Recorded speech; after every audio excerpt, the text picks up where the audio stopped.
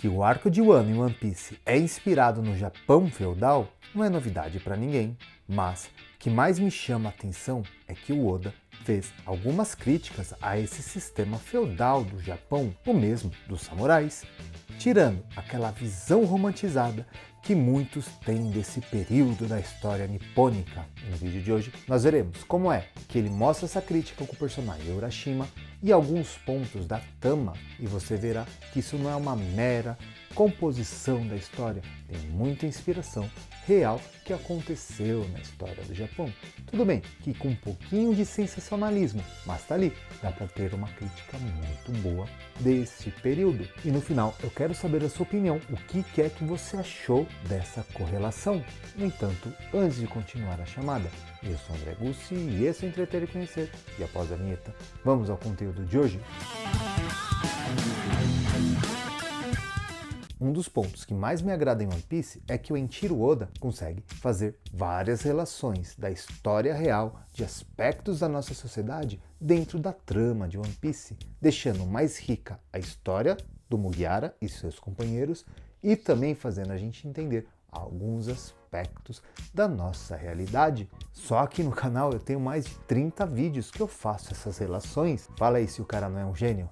O miserável é um gênio! E em Wano isso não é diferente. Aqui traz inúmeras críticas ao shogunato, ou também conhecido como a história do Japão feudal. E aqui nós faremos a relação com a Tama, a questão da pobreza, o Urashima e sua perseguição pelo amor da Okiku, e essa noção de soberba, de aristocracia presente. Mas vamos com calma, começar aqui do primeiro aspecto. É claro! O primeiro ponto a destacar aqui é a questão da pobreza e miséria presente no Japão, no qual quem sofria mais isso eram as camadas mais populares, os agricultores, enquanto a nobreza vivia numa relativa paz, numa relativa ostentação, sobrando recursos. E aqui fica muito claro pela pobreza, no qual as pessoas comuns comem os restos que os nobres jogam para eles se alimentarem, uma vez que os rios e florestas estão todos sujos e poluídos. E a Tama é um grande exemplo aqui, porque ela está muito tempo sem comer e, quando ela encontra o Mugiwara, ela estava indo comprar arroz para comemorar o seu aniversário, porém, por ser salva pelo Luffy, ela acaba dando a comida para ele e depois ele descobre que aquele era o único alimento e para suprir a fome dela, ela tomou água poluída do rio. É lógico que aqui dentro de One Piece tem um exagero, um pouco de sensacionalismo ou até alguns aspectos de narrativa para a gente se envolver mais com os personagens. Porém, tem vários registros na história do Japão feudal que mostram essa relação, no qual a camada mais popular, os agricultores, que não fazia parte da nobreza, tinha essa vida mais simples, enquanto a nobreza ostentava um luxo. E o segundo aspecto que eu quero trazer aqui é que essa nobreza era aristocrática, ou seja, ela se achava melhor e superior às demais camadas da população. Isso daqui nós já vimos que com os dragões celestiais isso acontecia numa escala global, só que dentro de Wano isso acontece de uma forma mais localizada e também com uma visão diferente, porém a ideia é a mesma. Tem as pessoas que se julgam superiores e melhores, por isso têm mais direitos, e as outras inferiores que não têm nenhum direito de conviver sem autorização dos seus mestres naquele momento. Nesse vídeo aqui eu descrevo mais detalhes da relação dos dragões celestiais dentro do universo mais amplo de One Piece. Voltando aqui para Wano, o Urashima, ele aparece na história cantando a Okiku, alegando se essa se casasse com ele, teria uma vida de glamour, tudo pago e assim vai. Porém, a Okiku se mostra relutante.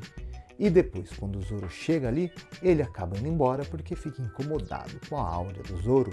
Mais pra frente, aparece o Urashima conversando com o Mouse-Man e esse fala as seguintes coisas para eles. Vamos acompanhar aqui no mangá. O Mouse-Man fala: dane-se, você podia matar a família inteira dela para que não tenha para onde voltar.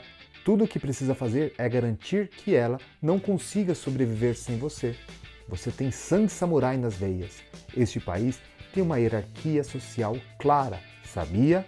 Ou seja, aqui nessa característica deixa bem claro não só a questão da aristocracia, da hierarquia social, mas a falta de escrúpulos. Inclusive, isso era uma prática muito comum que os samurais faziam para limitar o poder de algumas pessoas e também conseguir conquistar o coração de algumas amadas, quebrando aquela visão romantizada que a gente tem que samurai isso é um cara pleno, culto, que só faz coisas boas. Não, tem muitos registros assim obscuros dos samurais.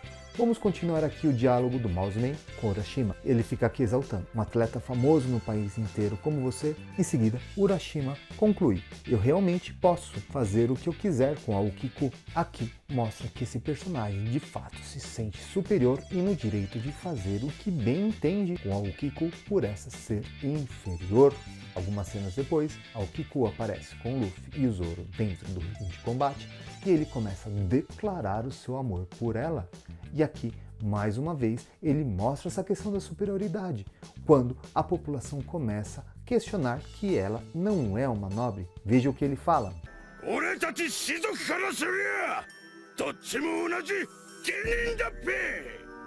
Mas aqui, o melhor é a reação da Aokiku, que corta o cabelo dele, no qual isso daí era uma forma de ostentar o símbolo e o poder dele, deixando no chão, e ele se irrita indo para cima dela.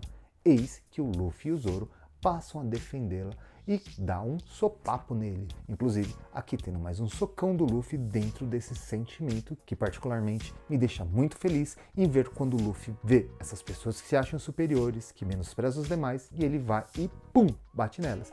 Se bem que tem uma correção aqui, o Luffy não deu um soco porque ele vai fazer um golpe de mão aberta, e ao contrário de que muitos pensam, o golpe com mão aberta é muito mais letal que com mão fechada, tanto que nas artes marciais de forma desportiva é proibido dar golpe de mão aberta. Então aqui o socão do Luffy tem um sabor especial também. Veja aí.